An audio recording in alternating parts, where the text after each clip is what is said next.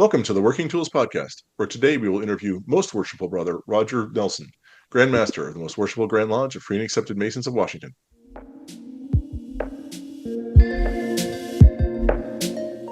Ladies and gentlemen, brethren all, welcome to the Working Tools Podcast, a casual conversation around Freemasonry. First, it's important to note that our thoughts and opinions are our own and do not reflect those of our Grand Lodge or respective craft or concordant bodies. Please connect with us and ask questions via our website at theworkingtoolspodcast.com.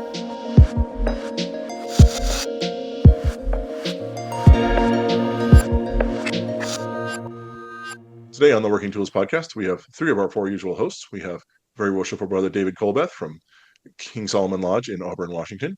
Brother Craig Graham from Kalamalka number 160 in Vernon, BC. I'm Matt Appel from Mill Creek number 243. We meet in Montlake Terrace, Washington. And we are very grateful to have with us this evening Most Worshipful Brother Roger B. Nelson, Jr., Grand Master of the Most Worshipful Grand Lodge of Free and Accepted Masons of Washington. Most Worshipful Sir, thank you for being here. Thank you for having me. Good evening. So as we were just saying before we started recording, we have interviewed you in the not too distant past about your involvement with the Scottish Rite as the head of the Scottish Rite in Washington. But and although we would like to assume that everyone listens to every show and pays attention to the minutest detail, just in case those people have forgotten things, we would just sort of go back to the beginning. How did you end up in Masonry? What induced you to become a Mason? I think I joined about 1984, if I remember correctly. My dad was a Freemason. My grandfather was a Freemason, both 33rd degree Scottish Rite Masons. Both were raised in Destiny Lodge number 197, which is now Fairweather Lodge. And my dad was there for all 3 degrees. And it was an experience I'll always remember. And honestly, I did it to be closer to my dad. You know, he was, I'd moved out of the house by then. Like him, I was in Tacoma de Malay.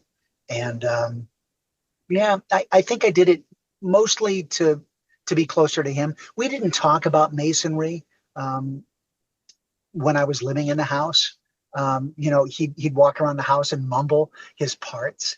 You know, I didn't know that's what he was doing at the time, but afterwards, it now becomes crystal clear that's what he was doing. But that's the primary reason that I got involved. I wish that he would have shared with me. There's so many questions I would have asked him now. I mean, my ego would have loved to have had he and my grandfather there at my installation. But there's so many questions I would have loved to have asked him about not only what he got out of it, but at the end of his Masonic journey, I would have asked him, what do you most regret having not done as a Mason? How old were you in 1994 when you joined? 84. 84. How old were you back then? Oh, so 78. 24? Yeah, I think that... Okay, so there's a little gap after DMLA. Yeah, I mean, when I got out, I graduated from high school when I was a junior in high school, when I was 17, and I had the opportunity to join the Navy. It's a long, boring story, but the gist of it is, I took a battery of tests, and they said, we've got a great deal for you. And every Navy recruiter, every recruiter says that, right? Have we got a deal for you? I said, we'll teach you Russian and Chinese, and we're going to send you to this wonderful place called Greenland, right? And, yeah. And when you're done with your 6-year commitment, we guarantee you a job in the NSA or the CIA. That part sounded great. And I went back to my geography professor, and he said, young man, you know that Greenland has the ice and Iceland has the green, right? Oh, I'm not doing that. And my father was crushed because he was in the Navy. And so instead, I pursued a career in radio broadcasting. And at 17, I went right into radio and never looked back. And so that's what I did. I was trying to get some traction in radio broadcasting at 17. And so I didn't really pursue a Masonic career at that time. It was more about, avocation. And unlike most people, unlike the hosts on the Masonic Working Tools podcast, my parents gave me for graduation a set of luggage.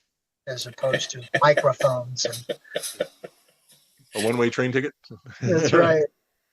Well, speaking of your radio career, I did just a little bit of background. I see you were the recipient of the Radio Wayne Award in the Street Fighter category. Street Fighter. Talk to us about that.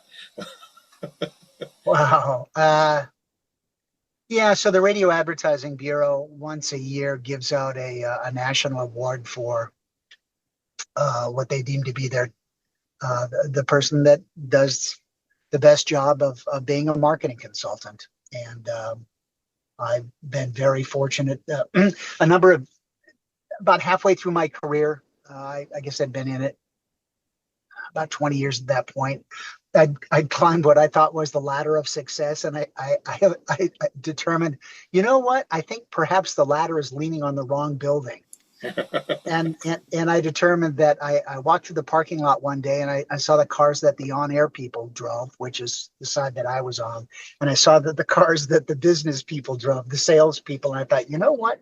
I may be in the wrong side of the business, and so I got into the business side, and I managed some stations for the Weyerhaeuser Company and out in Aberdeen, and then started getting to sales management. Ran the Cougar Sports Network for 7 years, built a network for the Seattle Mariners in Spanish, and have been in the sales management part. And then just as an account executive for probably the last 18 or so years, and have had a modicum of success. It's, like masonry, it's about being of service. I think in anything, if you take it from the perspective of being service to someone and take that as your primary focus, you can't help but be successful. And so somebody nominated me, and then how about that? I won. So yeah, it's kind of cool. That's awesome. Very cool. So your mother lodge was, what was the name of it again? Destiny Lodge, and then they merged with Fairweather Lodge. So my home lodge in Tacoma is Fairweather Lodge now, and I've seen a number of lodges merge with others, and I've seen some do an okay job. I've seen some do a not so good job, and I would say that Destiny into Fairweather, they did a fine job of preserving the landmarks of both lodges and integrating the lines. They did a really fine job. Yeah, it's a tricky situation. My mother lodge is gone. It's been gone for over 20 years now. There was a failure to merge at the time that the brethren decided that they had to. It's a tricky situation, and you don't know which way it's going to go, regardless of how well planned it is. What I was going to ask though was, was that your father's lodge as well? Like, did you go to him to petition for Freemasonry, or did you have another sponsor? I did. Okay. I went to my father. My father, if I remember correctly, my dad was one of those, and there was a fella in Tacoma that owned why is it every lodge has a mortician? And why is his nickname always Digger? And his nickname was Digger, and I think Digger was the one that co-signed my petition. Oh, so that is really funny, because of course there's a lodge on Vancouver Island. It was a few years ago. They met at the lodge met at a funeral parlor. They rented space from the funeral parlor, and of course one of the people that was involved in that, his last name was Digger, or his nickname was Digger as well. So this perhaps is something right up there with the Billy Goat as far as the symbolism. The nickname symbolism of masonry. Well, not to throw fuel on the fire, but the Auburn Temple had in its origins always an undertaker, and then transitioned to a mortuary until the 50s when a bank took over. And yeah, so there's long-standing tradition of affiliation in that one. Nowadays, unfortunately, we need those services all too often, whether or not it's someone from the lodge. Well, it is inevitable, right? Indeed. So to I'm going to show the fact that I was not born in Washington here. The Tacoma is the city of destiny, right? Was that the origin of the name of the lodge? Was that? It is indeed. Yeah. Well, you know more than I do, man. I didn't even know that. I don't think. Really? Although I wasn't born in Washington either, though. To be Tacoma has a very colorful past. Very colorful past. My grandfather was in vaudeville. He was in the first graduating class of Stadium High School and played the Orpheum circuit. He played banjo, played, I think, 4 or 5 different instruments all by ear. And he played the Pantages Theater when he came back, and it was on the front page of the Tacoma News Tribune. And my great-grandparents were first generation from Sweden. In fact, I still have their green cards from Ellis Island. And they were actually Nilsson until they got to Ellis, and they didn't dot the I, hence they became Nelsons. And they were mortified that his picture was in the paper as a vaudevillian. And the feces hit the oscillating device, and the fingers wagged when he came home, and they said, "You will stop this nonsense of being a hoofer, and you will go to college." And so he did. He listened to Swan and Hannah, and he went to the University of Washington and became a civil engineer. And I guess just to keep the dramatic, the wet, if you will, that's why he became so involved with ritual work and the Scottish Rite. And from what I'm told, he was known as one of the best ritualists in Scottish Rite. I can only imagine the dichotomy in that engineering office.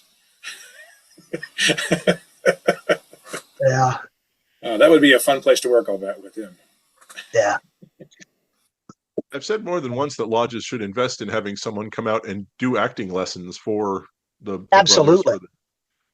Absolutely. In fact, that's been, we did that at the Shrine a number of years ago. Somebody hired Kim Berg does it in Spokane, and he's a marvelous, and most of the Masonic actors that I know that are really good ritualists have spent time in civic theater, as most worshipful Jim Mendoza is currently doing.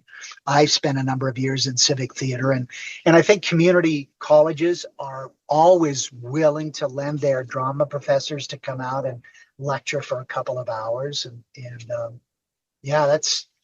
We should do that more often. Green River Community College in Auburn has a marvelous drama department. King Solomon.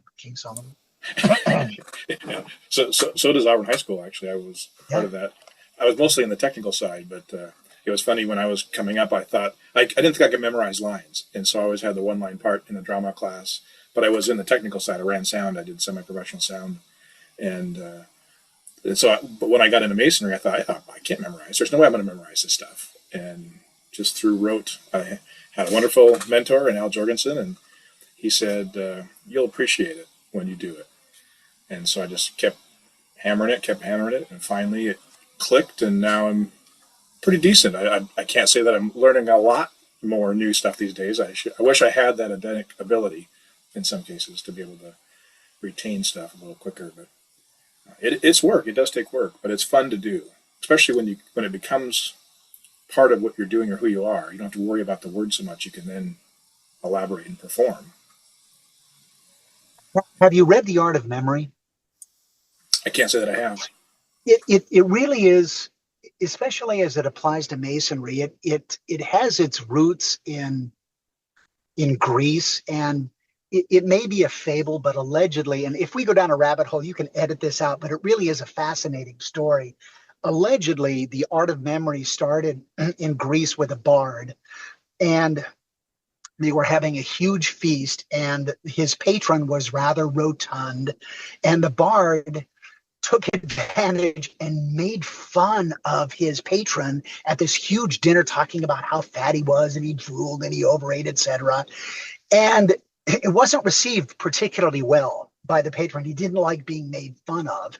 And as he's getting ready to leave, he's getting that stink eye from the patron, and the patron says, "Yes, my men will take care of you outside." Meaning, the double entendre was there, and he's a little nervous. And as he exits, there's an earthquake. and the marble pillars and pilasters fall, and everyone inside is crushed beyond recognition. And they can't recognize the bodies, but because he'd moved around the room and he remembered where everyone was sitting, he was instrumental in helping to identify the bodies. And afterwards, he became a senator. And in the art of memory, what he did is he for long soliloquies and speeches, what he would do is he would create a pedestal, and on each pedestal he would set an object that would represent an entire page or paragraph. And that's how he would walk through that room and be able to speak for an hour and a half just by memorizing something that is each on one of those pedestals. It really is a fascinating science, and allegedly it originated with a bard making fun of a rather rotund patron. Wow! So that's the foundation of the palace, the memory, the memory palace, which was right in Sherlock Holmes, which of course was created by another Mason. Yeah. I always had trouble remembering the palace. The memory palace. Yeah. Remember, and somewhat recently, somebody said, of course, you need to have something that's familiar to you already. So, for example, in Freemasonry, we already have these beautiful temples. You could use that in any situation. I could tell you right now, opening the door, what it sounds like, what it smells like, all those things, where things are placed in my temple room. But yeah, to try to create a new temple, I had a hard time remembering what I had created in my mind. But yeah, and when a lot of us do that, of course, when we're teaching candidates as we're going through ritual, especially when they're trying to learn as well, walk them through to the degree and have them think, what did you do here when you were standing here, when you were seated here, when you were moved here, what happened? And they know, it comes back to them, helps them as well. Sure. I remember the first time I saw someone giving one of the lectures. It was after the first degree. Carrie Cope was giving the lecture. It was the first time I saw somebody give the lecture walking around the room, that it wasn't just the candidate sitting there and some guy pointing at a piece of cloth with the stuff drawn on it. And Carrie was walking around the room, and I went, "You can do that?" So I tried to make that a part of my doing the lectures also, that if you're, you walk them around, you say, and then you saw this, and here was this guy, and that was, it helped sort of implant it, because let's face it, at least I know I didn't remember 98% of the stuff that happened, so it helps to have it build the palace right there. Right. I wish that was done more. I've often thought we should actually decorate the interior of our lodges with all the symbols of the entered apprentice degree. I mean, a lot of them are already there anyways. I mean, the other two degrees were kind of focused on other things elsewhere, but you have a fraternity that's dedicated to the idea of people traveling to faraway lands, and the first thing you want to do is sit them down in a chair in front of an easel and start pointing at things. It's like, no, let's get them up, get them moving. Yeah, and if you get two different people doing two different components of the lecture and they're very different in their ritual quality, it's like, no, you just get up, let's move, let's find the thing that we need to talk about and point at it, and then move to the next one. Get your freedom of the lodge and move around it. I've always thought that's something. We mentioned the idea of acting lessons and drama a little while ago. Maybe rather than morticians, we should go out and get a lot more high school drama teachers involved in Freemasonry. True. I've only seen it done once. You're talking about the symbology of the entered apprentice degree. I've only seen it done once, and it was at the old Masonic temple on Riverside in Spokane, and Spokane 34 did it. In the EA lecture, while somebody was giving the lecture, somebody had the entered apprentice's apron, and he was drawing the symbols on his apron. Now, he had sketched them in pencil previously, but the candidate didn't know that, and so he had a pen a beautiful quill pen that he was doing these emblems on that he got to keep, not the plain white one that he was given, but a separate one with all of the entered apprentice emblems on it. And after the degree, everybody that was present got to sign the back of the apron. It really was cool, and it was somewhat reminiscent of some of the beautifully stylized aprons of the 18th century that sometimes we see pop up on online auction sites. Yeah, no, that's something that adds so much. I mean, just it's an almost undescribable amount of I don't want to use the word goodwill, but you know what I mean. The experience is so vastly enhanced when you're able to bring people together to do things like that. I've seen enough ritual where we're just sort of walking everybody through, and yeah, I won't get into that now, but you know what I mean. Yeah, exactly. So you became a Mason, and you got involved, assumedly. How did you get to where you are now, if you will? I mean, that's kind of a leap, I know, from and this many years of advancement, of course, but is there a path or symbol that you could talk about? The truth of the matter is I didn't go through the chairs right away. Family and career took me away. I moved to Spokane. I got involved with Scottish Rite. I did not get involved with the Shriners. I had a very strong resentment against them because about 1998 they passed a resolution, and I've told everybody about this, including my dear Shrine friends. They passed a resolution that no longer you had to be a member of Shrine or Scottish Rite or York Rite to become a Shriner, and so I was living in Spokane, and the only time that I would get involved with Masonry, because I let it slip in priority, was twice a year I'd go to Tacoma to be involved in the Scottish Rite reunion with my father. I started doing the 15th degree with him 50 years to the day that he started doing it with his father, and it is a very dramatic degree, and the two parts. It was something very special between me and my father. And when he passed away, my wife was raised Catholic and had no exposure to anything Masonic whatsoever. And in fact, the way she tells it, I thought everybody was Catholic because everybody in my parish was. Bless her heart. And so we drove to Tacoma, and they at Tacoma Scottish Rite, they did the Rose Croix service for my father, and I had never seen it, and my wife had obviously never seen it. And as we're driving back to Spokane, my wife said, I don't know what you guys do in those funny aprons and hats and all that, but if you really care about Masonry, if it really is something more than just a club, and this is where the finger wag came out, that's what you ought to be doing. And for the next 2 or 3 hours, I thought about it. When I got back to Spokane, on Monday, I called Scottish Rite, and I said, hey, I need to start getting back involved with Masonry. And that's the main thing I want to do, is I want to start doing those funerals. And the last one I did was Most Worshipful Al's Rose Croix, and that was the 59th Rose Croix service that I've done. And I thought, if I'm going to be involved with Scottish Rite, I really ought to get back involved with the Blue Lodge. And so there's a Blue Lodge less than a mile away from my home in Spokane, Manitou Lodge.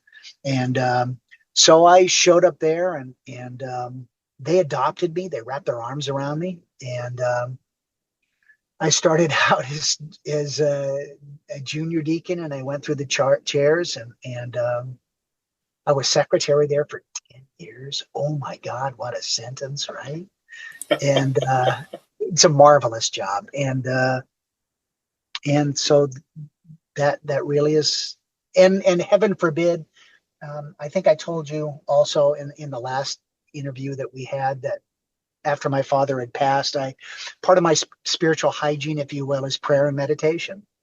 And I was meditating one day, and a couple of weeks earlier, Larry Colson, a past master at Manitou, had, I don't know, flagged me with a petition for the shrine. And I was like, Larry, I'm not interested in becoming a Shriner. He says, well, you said your dad was and your grandfather. I said, yeah, but I'm not interested. I was meditating, and my father sometimes would be a little coarse, and he said, you dumb Swede, you'd be a better agent of change inside the tent than outside the tent. And that's exactly what he would have said. And so I did. I joined the Shrine, and I went through their 10-year line, and I became potentate there. And I found it to be a marvelous recruiting ground for a number of men that became, it happens, a number of men that became Masons just to become Shriners. Because say what you will, the Shrine has the best brand and perhaps the most visible philanthropy of any Masonic institution. And there have been a number of men that became Masons just to become Shriners. And I found it to be a wonderful recruitment area to spend time with Shriners to say, you really ought to come back to your Blue Lodge because it's the foundation of everything, and not do it in a proselytizing manner, but truly in the spirit of brotherhood. And it's been very rewarding for me.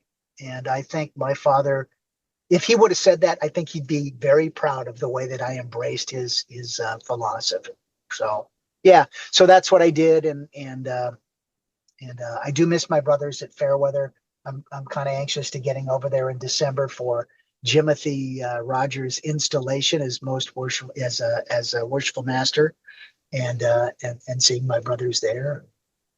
But yeah, I think I've only missed one or two stated meetings of Manitou in the past 20 some odd years. So I try to stay involved. I think I've only missed a couple Scottish Rite meetings, and I've only missed a couple Shrine meetings. So yeah, I'm glad. I'd like to be involved. I don't want to join anything if I'm not gonna put my shoulder to it. There's no sense just being a card carrying brother. Here, as a member of a lodge that meets in a Shrine building. I wholeheartedly agree that actually when I joined Masonry, I walked into that same building and I said, so how do I become a Mason anyway? And they're the ones who directed me to the lodge I joined. Right but yeah, there is definitely like you said, a draw there of that brand of the hospitals and the the visibility of the Shrine. And we have this debate periodically in our lodge of, is it I'm sure there's better language in this, but is it worth having these Masons come in who say, well, I'm just joining to go to the Shrine, when if there's a non-zero chance we're just never going to see these guys again. Maybe they'll keep going to Shrine meetings. I mean, I guess whatever, they'll pay their dues, so we get that out of it. But I was talking about this with somebody who had this conversation with before, and he pointed out that if they join your lodge, that is your lodge's chance. Even if they say their goal is to go join the Shrine, that is your lodge's chance to prove to them what Blue Lodge is about, and to demonstrate to them, this is what we do. This is the symbolism. This is the meaning. This is what men get out of this organization. And if they decide it's not for them, it's not for them. But they've already joined. Now you have to keep them there and relate to them all this important material, and that is what will keep them members of your lodge.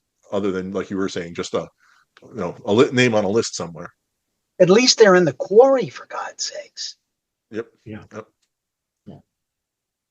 So I think on that we're running into our usual time limit here of about half an hour or so. So well, I guess first of all, I want to thank everyone for listening to the podcast, and on behalf of Craig and David and myself, Most Worshipful Brother Roger, thank you very much for joining us and being a part of this.